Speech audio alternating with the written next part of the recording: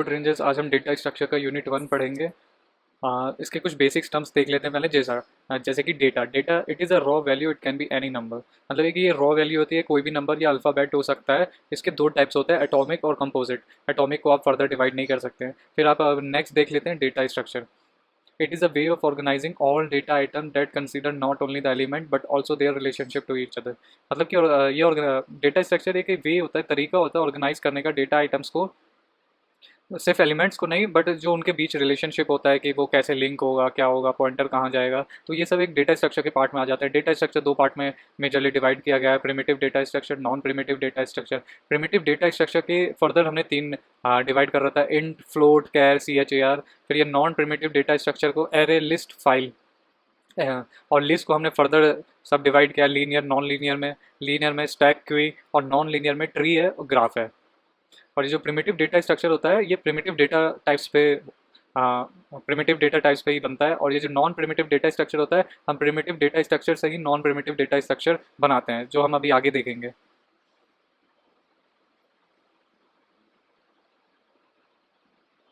ठीक है, फिर है जैसे non primitive data structure.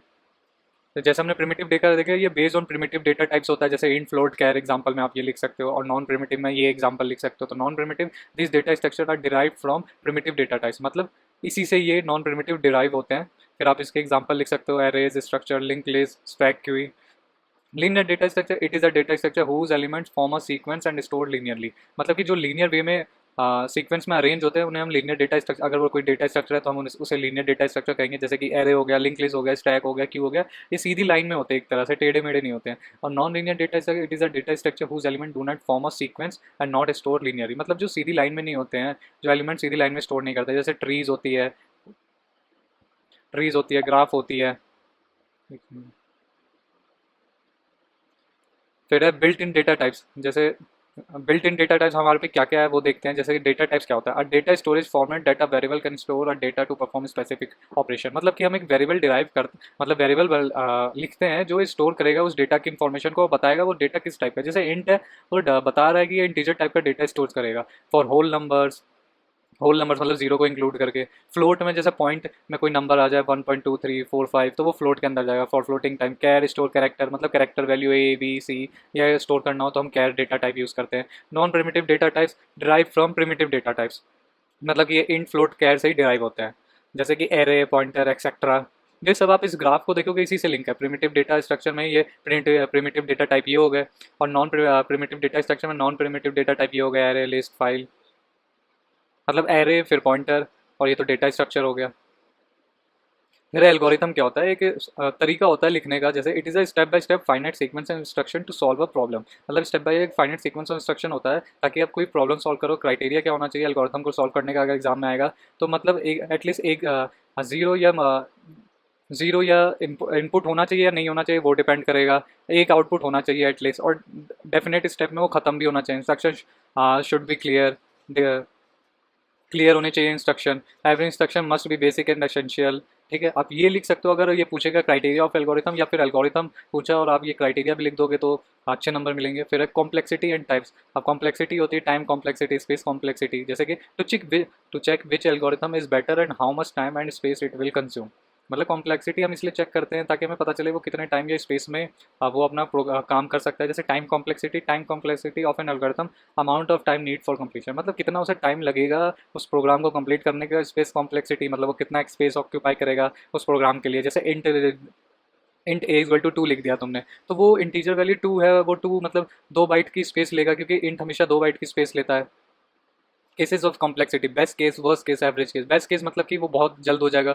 Worst case मतलब वो लूप पे लूप लगाया जा रहा है। एवरेज केस जो मोस्टली वो जिस कॉम्प्लेक्सिटी में वो काम करेगा। वर्स्ट में मतलब सबसे बेकार, सबसे ज़्यादा कॉम्प्लेक्सिटी n² हो जाएगी। इसमें बेस्ट केस मोस्टली में बिग O ऑफ 1 हो जाती है। हम आगे इसके बारे में देखेंगे कॉम्प्लेक्सिटी के बारे में। जैसे asymptotic notation are use to describe the running time of algorithm. मतलब कि हम रनिंग टाइम एल्गोरिथम का डोनेट करने के लिए एसिम्प्टोटिक नोटेशंस करते हैं।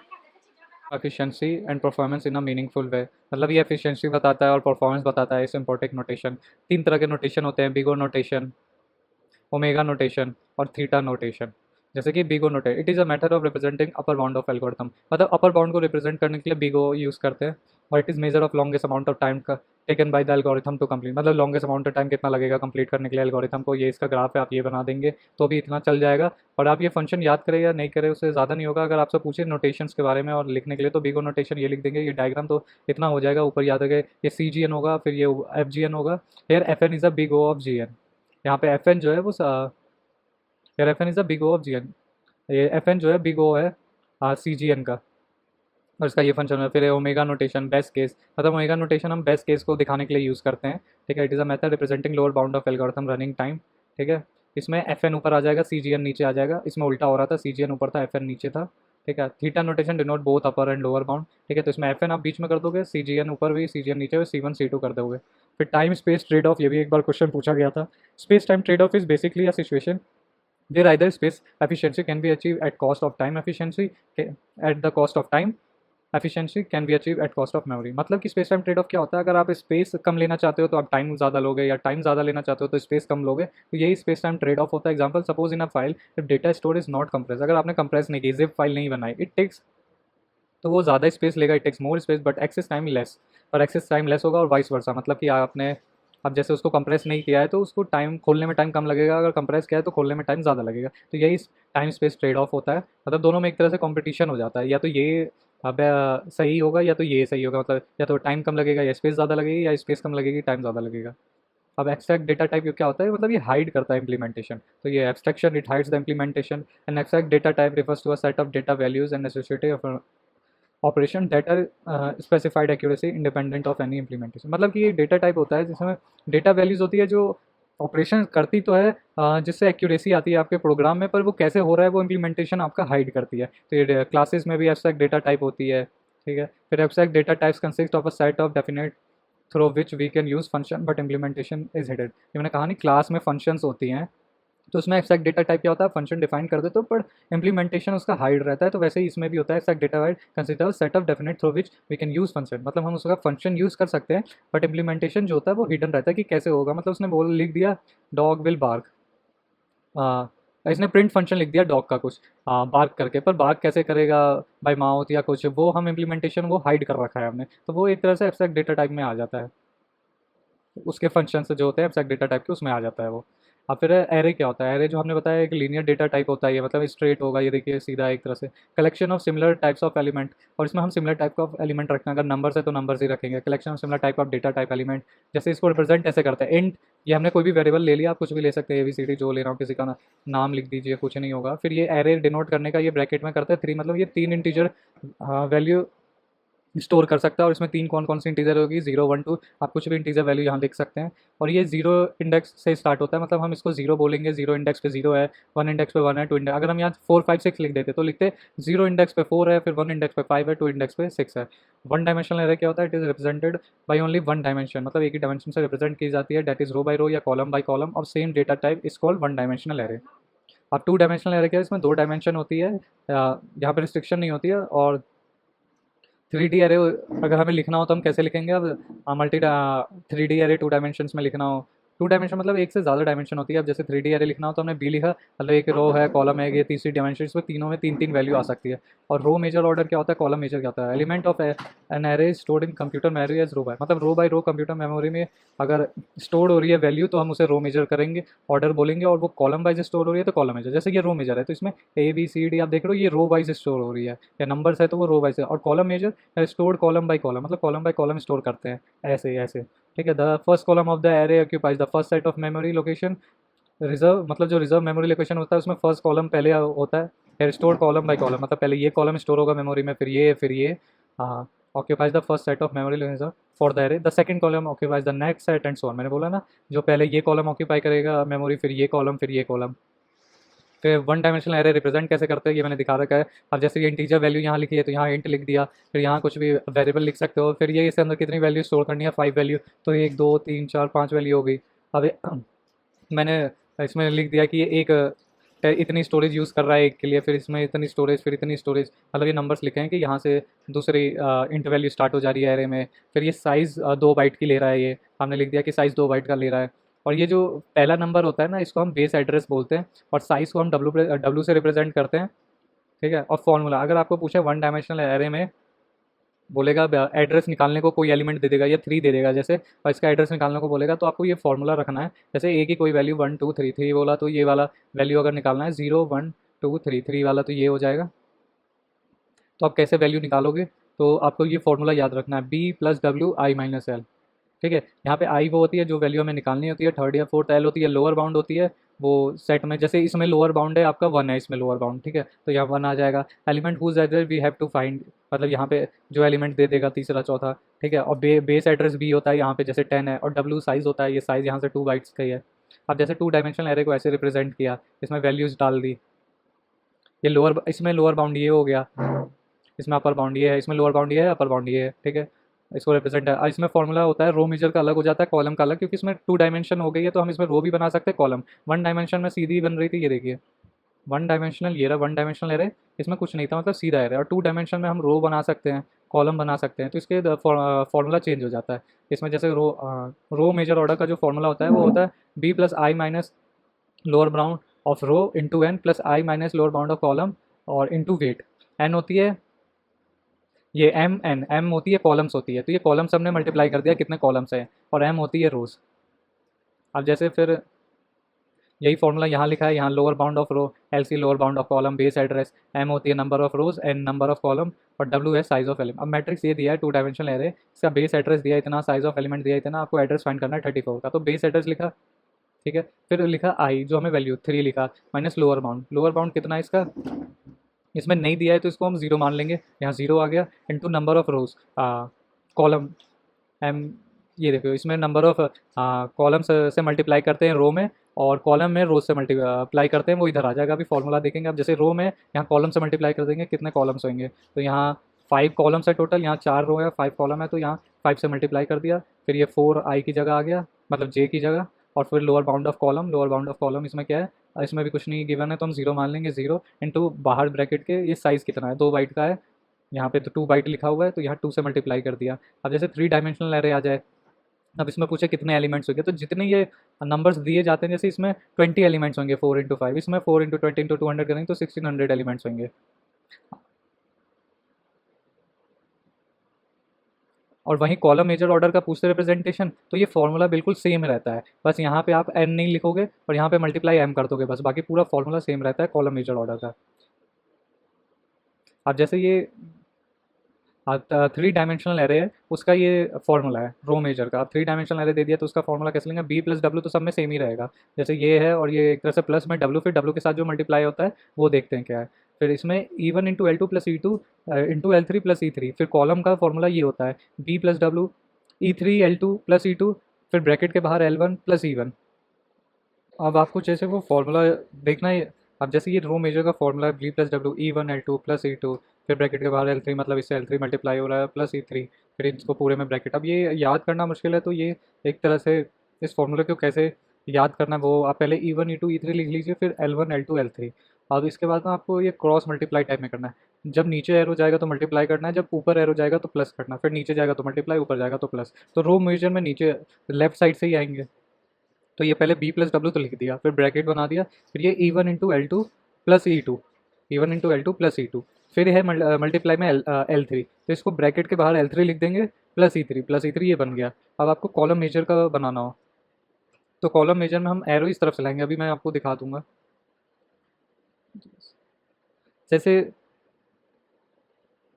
अब जैसे ये कॉलम मेजर का है, कॉलम मेजर में आपको क्या करना है, ये रहा, जैसे आपको फॉर्मूला ये बनाना है, तो इसमें हम उल्टा मल्टीप्लाई करेंगे, E3 इंटू L2 आएगा, फिर प्लस E2 आएगा, फिर इंटू L1 ब्रैकेट के बाहर, तो E3 into L2 plus E2, फिर ब्रैकेट के बाहर L1, फिर प्लस E1, तो ये प्लस E1, तो ये कॉलम मेजर का फॉर्मूला बन गया, और ये रो मेजर का आप ऐसे 3 डायमेंशनल एरे के लिए लिख सकते हो। इसमें लिख देंगे which is having more than 2 dimension is known as 3 dimensional array, फिर इसका एक एग्जाम्पल दे दोगे, फॉर्मूला लिख दोगे, तो आपको काफ़ी नंबर मिल जाएंगे।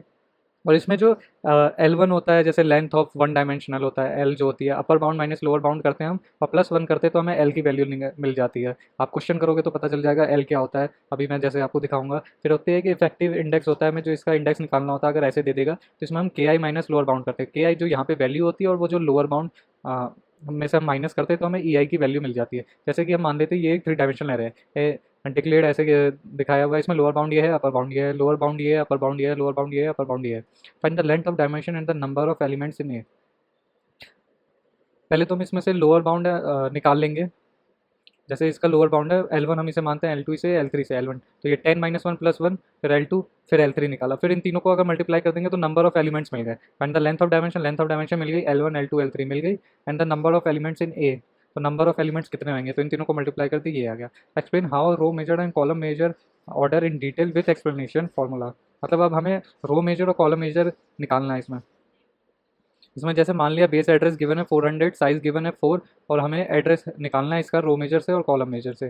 ठीक है, A33, तो हमने बोला था ई आई इक्वल्स टू के आई माइनस होता है ये के आई माइनस लोअर बाउंड। तो इसमें के आई क्या है, 3 है, फिर इसमें भी 3 है, 3 है, 3 माइनस लोअर बाउंड, इसका लोअर बाउंड है 1, जैसे ये है, फिर है लोअर बाउंड -5, फिर है लोअर बाउंड -10, ये इसका लोअर बाउंड -5, इसका लोअर बाउंड -10, बीच में माइनस का आता है, तो ये ई की वैल्यू आ गई। अब आपको रो मेजर का फॉर्मूला लगाना है, तो वो जैसे मैंने बताया था ये फॉर्मूला, तो ये रो मेजर का फॉर्मूला आपने वहाँ लिखा, फिर इसमें आपको बस वैल्यू पुट करनी है, बेस एड्रेस 400, वेट मतलब साइज़ हो गया 400, फिर E1 इंटू L2 की वैल्यू डाल दी, प्लस E2, फिर इंटू L3 डाल दिया, फिर E3, फिर ऐसे ही आप कॉलम मेजर का निकाल देंगे, तो ये आपका सॉल्व हो गया क्वेश्चन। ये 7 नंबर में आया था मेरे ख्याल से।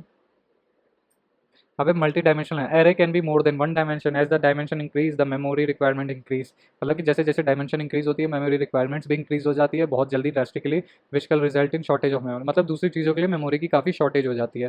For example the following declaration for three dimension array. अब मैं आपको क्वेश्चन करके दिखा रहा हूँ, मतलब कि इसको डिक्लेयर कैसे करते हैं वो यहाँ पे लिखा हुआ है। इंट ए 50-50, मतलब हर एक में 50 एलिमेंट्स है, ये एक रिप्रेजेंट करने का तरीका होता है थ्री डायमेंशन एरे को।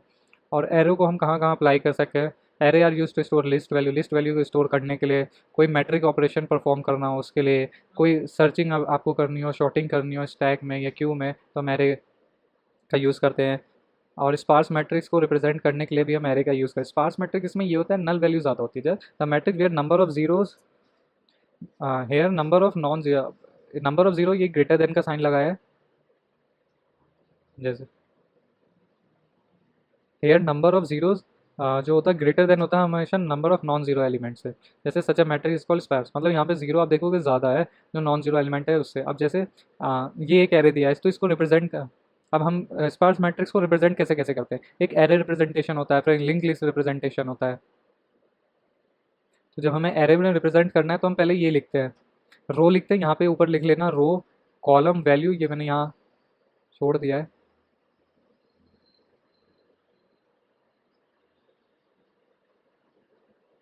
मैं यहाँ लिख देता हूँ मैट्रिक्स। तो हम स्पार्स मैट्रिक्स को एरे रिप्रेजेंट ऐसे करते हैं, यहाँ बना लिया रो कॉलम वैल्यू, रो यहाँ जीरो रो है, कॉलम जीरो है, वैल्यू टू है, जीरो रो जीरो कॉलम, ये वैल्यू टू है। फिर है हम देखेंगे अगली वैल्यू है फर्स्ट रो में, और कॉलम भी फर्स्ट है, तो first row first column value है 1। फिर आप देखोगे ये है सेकेंड रो में, फर्स्ट कॉलम में ही वैल्यू 1 है, फिर सेकेंड रो सेकेंड कॉलम में वैल्यू 3 है, तो ये यहाँ वैल्यू लिख दी, यहाँ पे 4 आएगी वैल्यू, ठीक है, क्योंकि second row 0 1 2, second row first column 0 1, first column में वैल्यू आ गई 4, फिर second row second column 0 1 2, second row second column 0 1 2, value आ गई 3, तो ऐसे रिप्रेजेंट करते हैं इसे। फिर लिंक लिस्ट रिप्रेजेंटेशन में पहले रो आता है, कॉलम आती है, फिर वैल्यू, फिर एड्रेस वो कहाँ दूसरे से लिंक है। तो पहले हमने लिख दिया जीरो रो है, कॉलम जीरो सेकेंड है, जीरो रो कॉलम 0 1 2, वैल्यू है 3, ठीक है। फिर हमें अगला बनाएंगे, फिर इसमें लिख दिया जीरो रो मतलब फर्स्ट रो सेकंड कॉलम 0 1 2, और वैल्यू है 5। फिर इसको एरो दिखा दिया, ये 1 से लिंक होगा, फिर अगला 2 से लिंक होगा, तो आप ऐसे ही बना सकते हैं। फिर लिंक लिस्ट क्या होता है, ये भी एक लीनियर डेटा स्ट्रक्चर होता है, इसमें लीनियर वे में डेटा एलिमेंट्स स्टोर होते हैं जिसको हम नोड्स कहते हैं। Here the linear order is given by means of pointer, यहाँ पे लीनियर जो होता है वो पॉइंटर की मदद से रिप्रेजेंट किया जाता है। जैसे ये पॉइंटर्स है, ये इसको पॉइंट कर रहा है, ये इसको पॉइंट कर रहा है, इसमें वैल्यू आती है इन्फॉर्मेशन डेटा, और ये जो होता है नेक्स्ट एड्रेस स्टोर करता है, जैसे ये इससे कनेक्ट होगा। Each node is divided into two type, the first part contain the information, पहले पार्ट में इन्फॉर्मेशन होती है एलिमेंट के बारे में, और सेकंड पार्ट को called the link field, second part को लिंक फील्ड कहते हैं, और या फिर आप पॉइंटर फील्ड कह लीजिए, contains the address of the next node, मतलब नेक्स्ट नोड का एड्रेस, जैसे ये इससे मैच होगा इसका एड्रेस वो स्टोर करती है लिस्ट में। Right advantages and disadvantage of link list over array, तो लिंक लिस्ट के क्या एडवांटेजेस होता है, इसकी डायनेमिक साइज, मतलब एरे की साइज फिक्स होती है, इसकी साइज इंक्रीज भी हो सकती है, कम भी हो सकती है, grow and shrink dynamically, efficient होता है, इंसर्शन डिलीशन इसमें तेज़ होती है एरे के मुकाबले, शॉर्टिंग एफिशिएंट होता है, शॉर्टिंग इसमें ज़्यादा फास्ट होता है, और डिसएडवांटेजेस क्या है इसमें, हम अगर कोई भी वैल्यू एक्सेस करनी है तो हमें ट्रावर्सल मतलब हर एक वैल्यू पे जाना पड़ेगा। जैसे इस पे हम यहाँ से, जैसे यहाँ पे कोई वैल्यू है और हमें ढूंढना है कहाँ पे, तो हम यहाँ से पूरा दिखते जाएंगे तब जाके मिलेगा, लेकिन एरे में ऐसा नहीं होता है।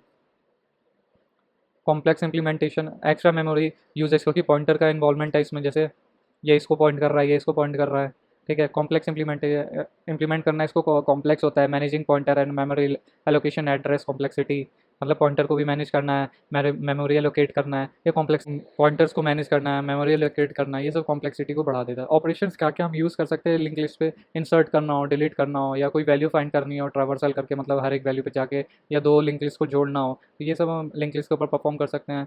कुछ टाइप के लिंक लिस्ट भी होते हैं, जैसे सिंगली लिंक लिस्ट और nodes are link together in sequential manner, मतलब सिक्वेंशियल मैनर में अगर लिंक लिस्ट अगर कनेक्ट है, जैसे ये इससे ही कनेक्ट है, बस ये इससे ही कनेक्ट है, तो ये सिंगल लिंक लिस्ट होता है, ठीक है। प्रॉब्लम विद दिस लिस्ट, इस लिस्ट में प्रॉब्लम क्या है, वी कैन नॉट एक्सेस प्रीडिट, मतलब हम इससे आगे जा सकते हैं पर पीछे क्या वैल्यू थी वो हम इससे गैस नहीं कर सकते। ये लिखा है problem with this list, we can not access the predecessor, मतलब पिछला वाला of node from current node, this can overcome in doubly link list, मतलब हमने ये प्रॉब्लम दूर कर ली डब्ल्यू लिंक लिस्ट में। डब्ल्यू लिंक लिस्ट में दो एरो होते हैं, एक आगे एक पीछे, एक आगे का एड्रेस रखता है, एक पीछे का एड्रेस स्टोर करके रखता है। इसमें तीन, इसमें हमेशा दो डिब्बे बनाते थे, आप इसमें तीन डिब्बे बनाओगे, ये पीछे वाला एड्रेस स्टोर करेगा, ये आगे वाला स्टोर, और इसमें information. All nodes are link together by two links which help in access both the next node and previous node. फिर सर्कुलर लिंक लिस्ट होता है, इसमें लास्ट एलिमेंट फर्स्ट से लिंक हो जाता है। Link has no beginning and no end, link field of last node contains the address of first node, मतलब जो लास्ट फील्ड का जो नोड होता है उस पर एड्रेस होती है फर्स्ट नोड की इन लिस्ट में। और यहाँ पे स्टार्ट सिंबल भी आपको दिखाना पड़ता है, आप हमेशा याद रखिए। यहाँ भी जैसे एक स्टार्ट आएगा, यहाँ पे मैं लिख देता हूँ स्टार्ट, जैसे कि यहाँ लिख दिया स्टार्ट, फिर यहाँ जैसे स्टार्ट लिखा है, फिर है circular W link list pointer to next and previous node in circular manner, मतलब इसमें क्या होता है, इसमें सर्कुलर लास्ट नोड फर्स्ट है और इसमें डब्ल्यू भी लिखा है, डब्ल्यू मतलब ये दो एरो तो बीच में होंगे, और सर्कुलर है तो ये लास्ट नोड फर्स्ट नोड से भी कनेक्ट हो जाएगा, ठीक है। आप ये यही इसमें भी लिख सकते हो, ये फिर इसमें लिख सकते हो, मतलब इतने सारे पॉइंट्स हो जाएंगे आपके। फिर है write algorithm to insert node after a node in link, मतलब एक नोड के बाद हमें नोड इंसर्ट करना है लिंक लिस्ट में, ये भी क्वेश्चन आ चुका है। तो ये जैसे एक स्टार्ट बना दिया, यहाँ यहाँ स्टार्ट आएगा,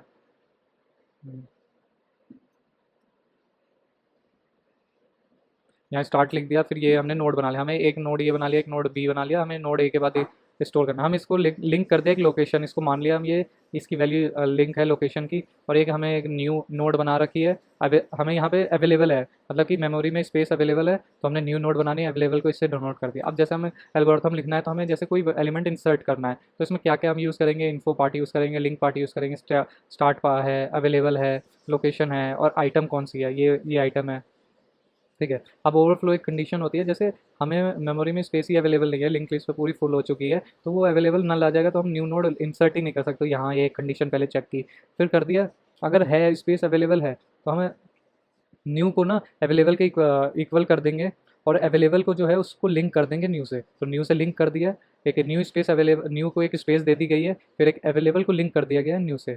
फिर इन्फॉर्मेशन ऑफ न्यू में हमें जो आइटम जो वैल्यू हमें डालनी थी, जैसे 3 4 जो भी आइटम की वैल्यू होगी, हम इसके इन्फॉर्मेशन इस वाले पार्ट में इन्फॉर्मेशन ऑफ न्यू में हम आइटम की वैल्यू डाल देंगे। फिर location is equal to null, अगर हमें लोकेशन नल मिल गई, मतलब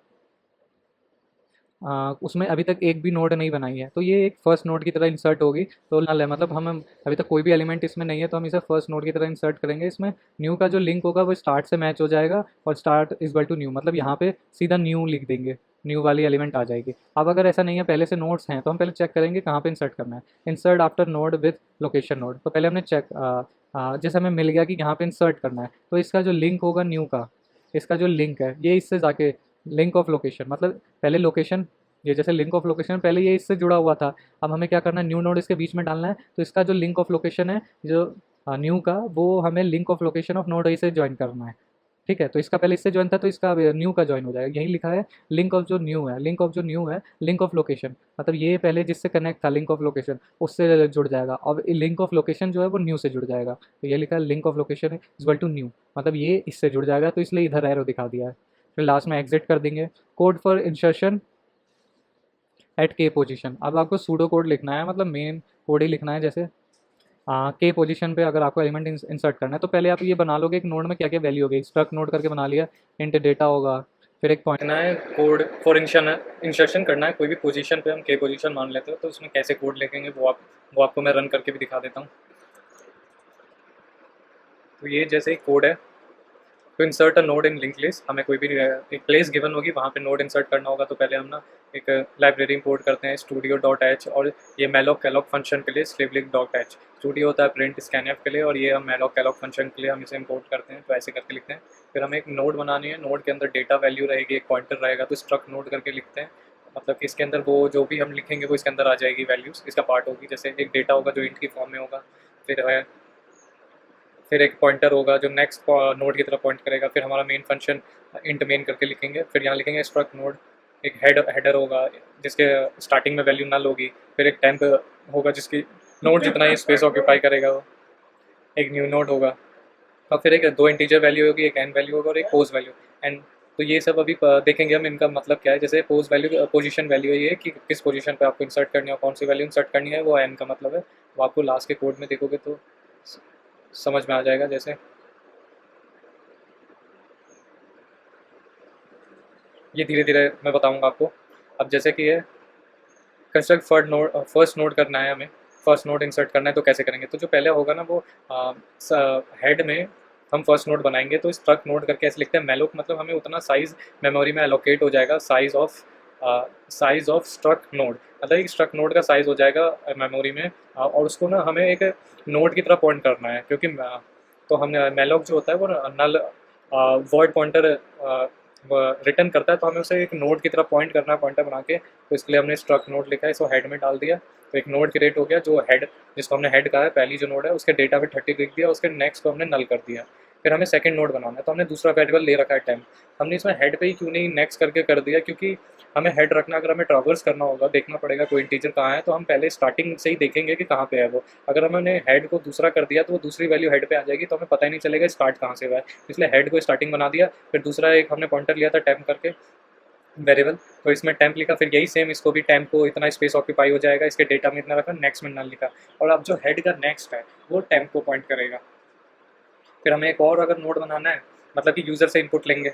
हमने दो नोड्स तो बना दिया, अब हमें यूज़र से इनपुट लेके कोई नोड बनानी है, तो हमने इसको न्यू नोड नाम दे दिया। यहाँ पे हमने न्यू नोड लिख रखा है। जितने जितना हमने यहाँ पे स्ट्रक्ट नोड लिखा, इन सबको नोड जितनी वैल्यू मिल जाएगी, टेम्प को मिल गई, न्यू नोड को मिल गई, एक पॉइंटर है जो पॉइंट करेगा किसी को। तो यहाँ पे इसको न्यू नोड को स्ट्रक्ट नोड जितनी स्पेस मिल गई, फिर ये आउटपुट में दिखेगा enter new node data print F करके लिखते हैं। फिर स्कैनएफ हमें इनपुट लेना होता है, तो स्कैनएफ यूज़ करते हैं, परसेंटाइल भी, मतलब कि ये एक इंटीजर लेगा। और फिर एंड ये न्यू नोड के एड्रेस पे ये डेटा जो भी हम वैल्यू लेंगे, जैसे 4 लिखा या 5 लिखा हमने टर्मिनल में, तो न्यू नोड के एंड मतलब होता है एड्रेस के लिए। तो इसके एड्रेस पे वो जो डेटा है, क्योंकि हमने यहाँ पे लिखा है कि इसमें एक दो वैल्यू होगी, एक डेटा होगी और एक पॉइंटर हो जाए जो नेक्स्ट नोड को पॉइंट करेगा, जो हमने थ्योरी में भी देखा था। तो वही इसके डेटा में ना ये जो हमने वैल्यू लिखी है वो आ जाएगी इसके एड्रेस पर, इसका नेक्स्ट जो होगा नल पे पॉइंट है। क्योंकि अभी हमने न्यू नोड बनाया है, तो अभी हमें ढूंढना है कि उसको हमें किसके बाद लगाना है, किसको पॉइंट करना है। तो अभी इसलिए इसका नेक्स्ट को हमने नल पे पॉइंट किया है। फिर हमें इंसर्ट करना कोई सी पोजीशन पे, तो हमें वैल्यू लिखनी है, एंटर वैल्यू आफ्टर बेस, मतलब कौन सी वैल्यू के बाद आप इंसर्ट करना चाहते हो और क्या वैल्यू इंसर्ट करना चाहते हो। तो स्कैनएफ जैसे हमने यहाँ पे परसेंटाइल डी मतलब 2 लिखा हो, कौन सी पोजीशन, जैसे पहली वैल्यू के बाद इंसर्ट करना चाहते हैं, दूसरी वैल्यू के बाद इंसर्ट करना चाहते हैं। अब हमें ट्रावर्स करना है और हमें ये पोजीशन वाली वैल्यू ढूंढनी है, जैसे हमें सेकंड पोजीशन पे इंसर्ट करना है। तो पहले हमने हेड इक्वल टू टेम्प, मतलब हेड जहाँ पे पहला पोजीशन वहीं पे टेम्प है। अब टेम्प जब तक नल नहीं हो जाए, मतलब लास्ट नोड पे ना पहुँच जाए, या टेम्प का जो डेटा है वो जो हमने वैल्यू हमें यहाँ पे स्टोर की है, मतलब इस वैल्यू के बाद हमें नोड इंसर्ट करना है, वहाँ तक नहीं पहुँच जाए। ठीक है, नॉट, ये नॉट इक्वल्स टू होता है, नॉट इक्वल्स टू, तब तक हमें टेम्प को टेम्प नेक्स्ट करना है, मतलब कि हम दूसरे नोट पे जाएंगे, फिर दूसरे नोट पे जाएंगे, उसको टेम्प कर देंगे, तो ये हो गया।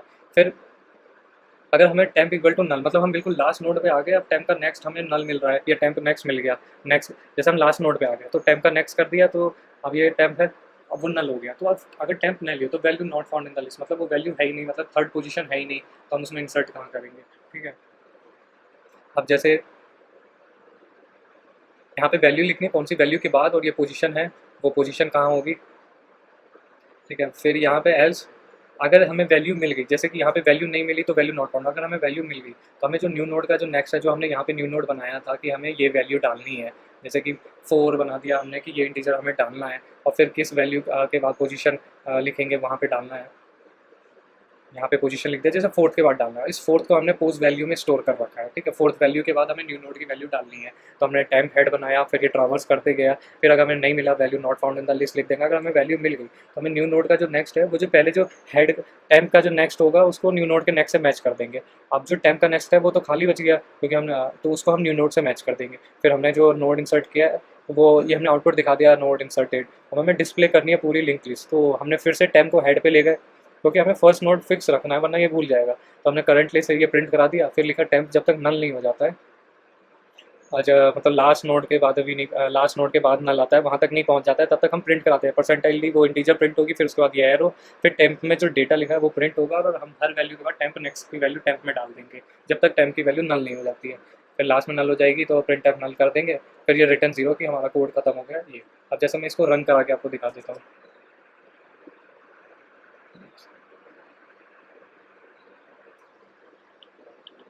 सकते हैं मैंने ये दो इनपुट दिए हैं टर्मिनल में, GCC run dot C minus O run. ये जीसीसी मतलब कंपाइलर के लिए होता है, रन डॉट सी जो फाइल का नाम है, जैसे मेरी फाइल का नाम इसमें रन डॉट सी है तो मैंने रन डॉट सी लिखा है, और माइनस ओ रन आप बाद में लिख सकते हैं, ठीक है। इससे आप कंपाइलर को बोल देते हैं कि इसको कंपाइल करना है, जो आपने कोड लिखा है ये इसको स्कैन कर लेगा, फिर उसके बाद रन कराने के लिए इस कोड को डॉट स्लैश और वो जो फाइल का नाम है रन, तो ये फाइल रन हो जाएगी, ठीक है। फिर यहाँ पे रन किया तो पहले आया एंटर न्यू नोड डेटा, जैसे यहाँ पे ये हमने लिखाया था, पहले प्रिंट यही होगा क्योंकि देखो सबसे पहला प्रिंट हमने यहीं पे किया, print of enter new node data. तो हमें न्यू नोड में क्या डालना है, जैसे हमें फोर्थ वैल्यू फोर इंटीजर डाल दिया, एंटर 4 कर दिया, फिर enter value after which to insert, तो कौन सी वैल्यू के बाद वो पोजीशन वैल्यू की एड्रेस पे स्टोर होगा, तो हमें जैसे सेकंड वैल्यू के बाद इंसर्ट करनी है तो सेकंड डाल दिया।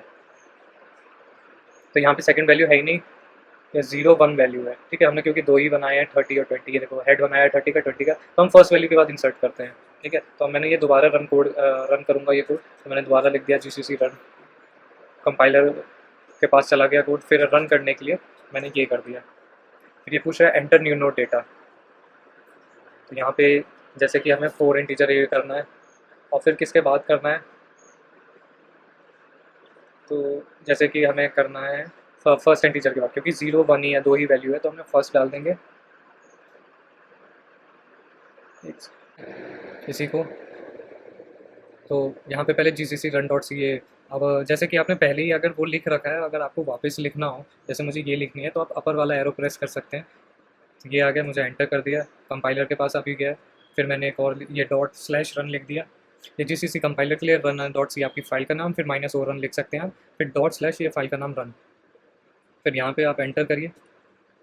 फिर ये बोल रहा है न्यू नोड में कौन सा डेटा डालना चाहते हैं, जैसे कि मैं यहाँ 68 डाल देता हूँ, 68, फिर एंटर वैल्यू आफ्टर विच, कौन सी वैल्यू के बाद आप इंसर्ट करना चाहते हैं। जैसे यहाँ पे सिर्फ दो ही वैल्यू है, 30 है और ये 20 आप देख सकते हो, तो मैं जैसे इसको 30 के बाद इंसर्ट करना चाहता हूँ तो मैं यहाँ 30 टाइप कर दूँगा, तो ये आ गया 30 68 20, यहाँ दो वैल्यू थी बीच में 68 आ गई, देखा। तो ऐसे आप प्रिंट कर सकते हैं। और ये करंट लिस्ट ये भी हमने लिखा है कैसे आउटपुट दिखाना है, ये ट्रेवर्स वाला, ये टाइम को हेड पे करंट लिस्ट पे पॉइंट करेगा, फिर जब तक टाइम की वैल्यू नल नहीं हो जाती है, नल नहीं हो जाती है मतलब लास्ट नोड पे नहीं पहुंच जाती है, तब तक ये डेटा प्रिंट करेगा, जैसे 30 प्रिंट किया, फिर ये एरो, फिर ये एरो, फिर टाइम का डेटा, इसमें डी में क्या आएगी, टाइम का डेटा वाली वैल्यू आएगी। टाइम के डेटा में पहले स्टार्टिंग में क्या है 30 है क्योंकि हेड पे पॉइंट कर रहा है, यहाँ से आप देख सकते हैं, तो यहाँ पे 30 आ गया, फिर ये टाइम का नेक्स्ट कर दिया, फिर ये 68 पे पहुँच गया, तो यहाँ 68 आया क्योंकि टाइम में समय 68 है, तो ये लिखते जाएगा, उसको ज़्यादा लास्ट में कोड हो गया। अब आपको नेक्स्ट कोड देखना है, जैसे आपको दो पॉलिनोमियल को अगर ऐड करना हो तो आप कैसे करोगे, तो अब उसका कोड देख लेते हैं। अब जैसे इसमें आपको कमेंट करना हो तो कमेंट के लिए सिंपल आप ये वाला एरो यूज़ कर सकते हैं, एक सेकेंड, ये और एक स्टार्टिंग में आप ये सेम एरो लिख देंगे तो वो कमेंट हो जाएगा, मतलब कि ये आपके कोड कंपाइलर इसको रन नहीं करेगा, ये आपके कमेंट है जो आपको हेल्प करते हैं। जैसे मैंने यहाँ लिखा है to insert a node in link list, अब वैसे ही अब हमें दो पॉलिनोमियल्स को अगर ऐड करना है तो मैं उसके लिए कोड लिख रखा है पहले से, मैं आपको समझा देता हूँ। पहले हमने ये studio dot O H import कर लिया, फिर इसके लिए मेलोक कैलोक फंक्शन के लिए, फिर टाइप डेफ स्ट्रग नोड, ठीक है। हमने नोड बना लिया, इसमें पहले कॉफिशिएंट है, एक्सपोनेंट है, फिर एक पॉइंटर है जो नेक्स्ट नोड को, इसमें टाइप डेफ इसलिए लिखा है और नोड यहाँ इसलिए लिखा है क्योंकि हमें बार बार स्ट्रक नोड लिखने की जरूरत नहीं पड़ेगी, हम सीधा नोड लिख देंगे। यहाँ जैसे नोड लिखा है, यहाँ भी सीधा नोड लिखा है तो सीधा हो गया, वरना हमें हर जगह स्ट्रक नोड लिखना पड़ता है। नोड फिर हमें कोई न्यू नोड क्रिएट करना हो तो उसके लिए क्रिएट न्यू नोड वाला फंक्शन बना रहे हैं, इसमें कोफिशिएंट डालेंगे, एक्सपोनेंट डालेंगे, ठीक है। फिर एक ये मेलोक साइज ऑफ नोड के बराबर हमने इसको स्पेस ऑक्यूपाई कर दी, जो नोड पॉइंट करेगा नए स्ट्रक नोड पे पॉइंट करेगा जिसको हमने न्यू नोड में एलोकेट कर दी, ठीक है। फिर न्यू नोड के जो कोफिशिएंट होगा उसमें कोफिशिएंट की वैल्यू आ जाएगी, ये वाली जो कोफिशिएंट होगी, ठीक है। फिर एक्सपोनेंट में ये जो एक्सपोनेंट है ये एक्सपोनेंट की वैल्यू आ जाएगी और नेक्स्ट नल को पॉइंट करेगा क्योंकि हमने फर्स्ट नोड बनाई है, ठीक है।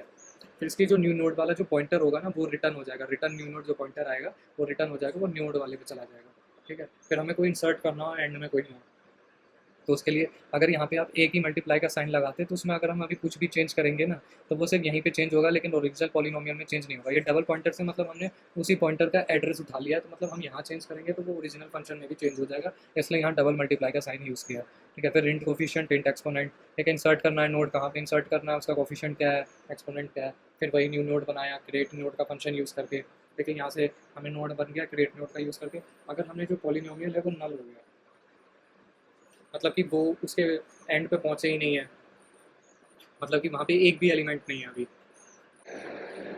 ठीक है। तो वहाँ पे अब जैसे हमें कोई करना है, इंसर्ट करना है नोड, एंड पे इंसर्ट करना है तो पॉलिनोमियल नल हो गया, मतलब कि हमने देखा ये जो वैल्यू है इस पॉलिनोमियल की, जो पॉइंटर है हर एक पे पॉइंट करे जा रहा है, वो अगर नल हो जाएगा तो हम उस पर न्यू नोड डाल देंगे, मतलब ये फर्स्ट नोड क्रिएट हो गई, रिटर्न कर देंगे।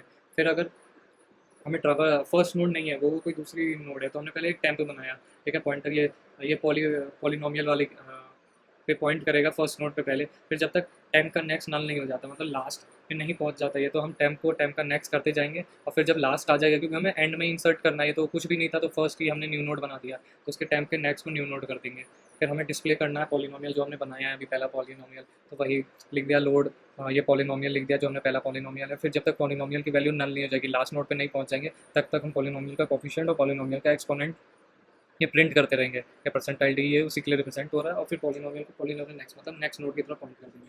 अगर पॉलिनोमियल की वैल्यू नल नहीं होती है, मतलब कि हर एक कोफिशिएंट और एक्सपोनेंट के बाद एक प्लस का सिंबल उनके बीच में ज़रूर आएगा, फिर ऐसे ही फिर ये प्रिंट एफ एन लिख दिया, मतलब एक एक्स्ट्रा लाइन ये प्रिंट होगा, मतलब स्पेस मिल जाएगा आपको उसके लिए। फिर ये ब्रैकेट क्लोज किया। फिर अब दो पॉलिनोमियल्स को अगर ऐड करना है, हमने दो पॉलिनोमियल बनाने हैं, एक पॉली इसी से हमने दोनों पॉलिनोमियल बना लिए जैसे, अब हमें दोनों पॉलिनोमियल को ऐड करना है, तो ये हमने ऐड पॉलिनोमियल करके एक फंक्शन बना लिया है। इसके रिजल्ट में अभी कोई भी नल वैल्यू है, मतलब जो पॉलिनोमियल को ऐड करने के बाद आएगा हम उसे रिजल्ट में स्टोर कर देंगे। लास्ट पॉइंटर बनाया है जो रिजल्ट की एड्रेस की तरफ पॉइंट करेगा, ठीक है। जब तक पॉलिनोमियल वन की वैल्यू नल नहीं हो जाती, पॉलिनोमियल टू की वैल्यू नल नहीं हो जाती। ये पॉलिनोमियल जो वन है उसका एक्सपोनेंट बड़ा होगा पॉलिनोमियल टू के एक्सपोनेंट से, तो हम पॉलिनोमियल वन का जो एक्सपोनेंट है वो इंसर्ट करेंगे पहले, इंसर्ट एंड, ये हमने इंसर्ट एंड पहले फंक्शन बना रखा है ये रहा, ठीक है। इसमें लास्ट पॉइंटर की वैल्यू डाल देंगे। फिर पॉलिनोमियल टू का जो कॉफिशिएंट है, फिर ये पॉलिनोमियल वन का जो कॉफिशिएंट है, पॉलिनोमियल वन का एक्सपोनेंट है, और फिर polynomial one is to polynomial one का जो नेक्स्ट है उसकी तरफ पॉइंट करता रहेगा ये। यहाँ पे लास्ट पॉइंटर आप जैसे ये देख रहे हैं, हमें ये एड्रेस मतलब रिजल्ट में स्टोर कराना है, तो इसलिए ये लिखा है। और ये लास्ट पीटीआर मतलब रिजल्ट में स्टोर होगा, पॉलिनोमियल वन का पहले कोफिशिएंट, फिर पॉलिनोमियल वन का जो एक्सपोनेंट है वो स्टोर होगा। फिर उसकी जो पॉलिनोमियल वन पे जो वैल्यू थी वो नेक्स्ट पे हो जाएगी, मतलब अब नेक्स्ट वैल्यू अगर हम पॉलिनोमियल देखेंगे तो हमें नेक्स्ट वैल्यू मिलेगी, क्योंकि वो वैल्यू हमने ये रिजल्ट में स्टोर करा रखी है। फिर अगर ऐसा हो जाए कि पॉलिनोमियल टू की वैल्यू ज़्यादा बड़ी थी, पॉलिनोमियल वन की जगह के एल शेप वाला ब्लॉक आ गया है, तो आप इसमें उल्टा उल्टा कर देंगे, इसमें पॉलिनोमियल टू की वैल्यू स्टोर करेंगे। फिर अगर ऐसा हो जाए दोनों पॉलिनोमियल की एक्स की पावर सेम है, जैसे इसमें पॉलिनोमियल वन की एक्स की पावर ज़्यादा थी, एक्स की पावर थ्री थी, इसमें एक्स की पावर टू थी, और इसमें एक्स की पावर पॉलिनोमियल टू की ज़्यादा, इसमें दोनों की पावर सेम है, तो हम इसमें ऐड कर देंगे। और सम ऑफ कोफिशिएंट जीरो के बराबर नहीं होना चाहिए, तो हम इसमें कोफिशिएंट में सम ऑफ कोफिशिएंट कर देंगे, और एक्सपोनेंट में पॉलिनोमियल वन का एक्सपोनेंट कर देंगे। और पॉलिनोमियल वन को पॉइंट करेगा नेक्स्ट को, पॉलिनोमियल टू इसके नेक्स्ट को पॉइंट करेगा। और सम ऑफ कोफिशिएंट भी हमने फंक्शन बना रखा है, मैं जैसे दिखाता हूँ आपको। हाँ, ये लास्ट में है, आप पहले ये इतना देख लीजिए। जब तक सम ऑफ कोफिशिएंट नल के बराबर नहीं होगा, और सम ऑफ कोफिशिएंट कैसे कैलकुलेट करेंगे, यहाँ पे इन दोनों के कोफिशिएंट का जो सम होगा उसको सम ऑफ कोफिशिएंट बता रखा है। फिर लास्ट पॉइंटर जो होगा वो दोनों को ऐड कर दिया, वो अब एड्रेस पे रिजल्ट में जाके स्टोर हो जाएगा, और उसका जो पॉइंटर होगा वो लास्ट पीटीआर में, मतलब अब वो नेक्स्ट नोड में कहाँ पे इंसर्ट करना है वो लास्ट पीटीआर में आ गया, क्योंकि नो नेक्स्ट मतलब वो तो नेक्स्ट नोड वाला पॉइंट करेगा और वो एड्रेस यहाँ आ गया, ठीक है। फिर जो अब आइटम्स जो बच गया, अब हो सकता है कि हमने पॉलिनोमियल वन पूरा ऐड कर दिया, पॉलिनोमियल टू बच गया अब, या पॉलिनोमियल टू ऐड कर दिया, पॉलिनोमियल वन बच गया। अब जैसे पॉलिनोमियल वन बच गया, पॉलिनोमियल टू में सिर्फ दो ही टर्म्स थी वो ऐड हो चुकी है, पॉलिनोमियल वन में अब 5 टर्म है तो वो ऐड नहीं हुई है, तो उसके लिए फिर यही फंक्शन कॉल कर दिया, और यही लिखते जाएंगे पॉलिनोमियल वन का नेक्स्ट, और वो जो होगी वैल्यू वो हम इसमें लास्ट पॉइंटर में नेक्स्ट नोड पे स्टोर कर देंगे। अगर पॉलिनोमियल टू की वैल्यू पूरी खत्म नहीं हुई तो पॉलिनोमियल टू के लिए कर देंगे, और लास्ट में रिजल्ट को रिटर्न कर देंगे, जो रिजल्ट आएगा जो पॉलिनोमियल आएगी वो रिटर्न कर देंगे। और हमने यहाँ रिजल्ट का भी फंक्शन बना रखा हो। जैसे रिजल्ट का, हाँ जैसे हमने एक नोड बना रखा था रिजल्ट के लिए, तो ये आ गया। तो इस पॉइंटर में मतलब इसमें स्पेस में, मेमोरी स्पेस पे ये सारे जो दोनों पॉलिनोमियल को ऐड किया वो आ जाएगी। फिर है इंट मेन करके हमारा मेन फंक्शन स्टार्ट हो जाएगा। फिर एक पॉलिनोमियल 1 ले लिया, इसकी वैल्यू अभी नल है, और पॉलिनोमियल 2 की वैल्यू नल है, सम की वैल्यू नल है। फिर हम इंसर्ट एंड करेंगे और एड्रेस ऑफ 1 पे, पॉलिनोमियल 1 पे पहले 5 वैल्यू जाएगी कोफिशिएंट की जगह, फिर एक्सपोनेंट की जगह 3, ये 3 वैल्यू ये ऐसे मतलब 5x की power 5x plus 4x square plus 2। फिर दूसरी पॉलिनोमियल बना लिया इंसर्ट एंड फंक्शन से। अब डिस्प्ले पॉलिनोमियल फंक्शन से हमने डिस्प्ले करा लिया फर्स्ट फंक्शन सेकंड फंक्शन। अब उन्हें ऐड करना होगा तो ऐड पॉलिनोमियल फंक्शन को कॉल कर दिया हमने, पॉलिनोमियल 1 पॉलिनोमियल 2, तो हमें ये वाला जैसे इसमें लिखा सम ऐड पॉलिनोमियल वाला फंक्शन कॉल हो जाएगा। तो ये ऐड पॉलिनोमियल वाला फंक्शन है तो ये कॉल हो जाएगा, फिर ये वाले स्टेप्स चेक होंगे। ठीक है, फिर हमें सम जो आ गया वो हमें डिस्प्ले करना है, तो हम यहाँ पे सम प्रिंट कर देंगे क्योंकि सम में ही तो वैल्यू रिटर्न हो रही है। मतलब जो सम की वैल्यू है, जो रिजल्ट वाली लिस्ट आएगी वो वैल्यू हमें रिटर्न करनी है। तो ये जैसे सम का ही फंक्शन है, ऐड पॉलिनोमियल के बाद जो आया, ये जैसे मैंने रिजल्ट में स्टोर किया है, अब वो रिजल्ट को हमने सम में स्टोर करा लिया, यहाँ से सम में स्टोर करा लिया उस रिजल्ट को, और फिर वही सम को हमने यहाँ से डिस्प्ले करा दिया। तो आप जैसे आप इस कोड को आपको प्रिंट कराना हो तो आप वापस से ऊपर वाला एरो प्रेस करोगे तो ये आपको वापस टाइप करने की जरूरत नहीं पड़ेगी। फिर रन कर दिया, फिर रन कर दिया, तो ये पॉलिनोमियल 1 आ गया, 5x³ 4x square plus 2x। फिर ये 3x³ 2x1 प्लस 7x की पावर 0, मतलब कि ये कांस्टेंट टर्म है, 2 है 7 है। फिर इन दोनों को ऐड किया इसने, 5 3 8, ये 4 2, ये 4x स्क्वायर, फिर ये 2x की पावर 1, फिर 7 2 9, ये कांस्टेंट आ गए। तो आप ऐसे प्रिंट करा सकते हैं।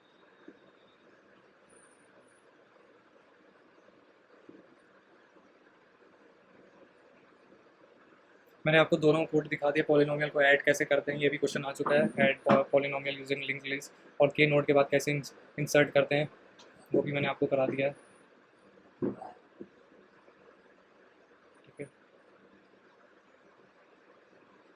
अब फिर अब मेलोक फंक्शन क्या होते हैं, कैलोक फंक्शन क्या होते हैं, जो मैंने अभी बताया था कोड में, stand for memory allocation, memory में स्पेस आपको एलोकेट की जाती है। टीजा function which is used to allocate a block of memory dynamically. Void malloc मतलब ये हमेशा वॉइड रिटर्न करता है, इसलिए हम आगे स्ट्रक नोड लिखते थे ताकि ये नोड की तरफ पॉइंट करने लग जाए, मतलब साइज ऑफ स्ट्रक नोड या साइज ऐसे करके लिखते हैं यहाँ पे। फिर कैलोक फंक्शन क्या होता है, ये कंटिन्यूस वे में एलोकेट करता है, यूज्ड टू डायनामिकली, ये भी एलोकेशन के लिए यूज होता है। Allocate the specified number of, इसमें हम स्पेसिफाई कर देते हैं हमें कितने नंबर ऑफ ब्लॉक मेमोरी से चाहिए, इसकी डिफॉल्ट वैल्यू 0 होती है। तो इसको रिप्रेजेंट ऐसे करते हैं, कैलॉग नंबर ऑफ एलिमेंट और उसकी साइज़ कितनी है ऐसे रिप्रेजेंट करते हैं। ओवरफ्लो क्या होता है, यहाँ पे अब फ्री स्पेस अवेलेबल ही नहीं है लिंक लिस्ट में, मतलब कि मेमोरी में स्पेस अवेलेबल ही नहीं है, तो वो ओवरफ्लो। अंडरफ्लो क्या हो जाएगा, अगर लिंक लिस्ट में कोई वैल्यू है ही नहीं है फिर भी आपने कोई एलिमेंट उसमें से डिलीट कर दिया तो वो अंडरफ्लो हो जाएगी, मतलब कोई भी वैल्यू उसमें है ही नहीं। ये अंडरफ्लो की कंडीशन होती है, ये ओवरफ्लो की कंडीशन होती है। तो थैंक यू, ये था डेटा स्ट्रक्चर का पहला यूनिट आज का आपके लिए। आपको कोई भी डाउट लगते हैं या कोई भी चीज़ समझ नहीं आई हो या कोई किसी टॉपिक को मुझे फिर से पढ़ाना हो या कोड या नोट्स, तो आप कमेंट सेक्शन में कमेंट कर सकते हैं।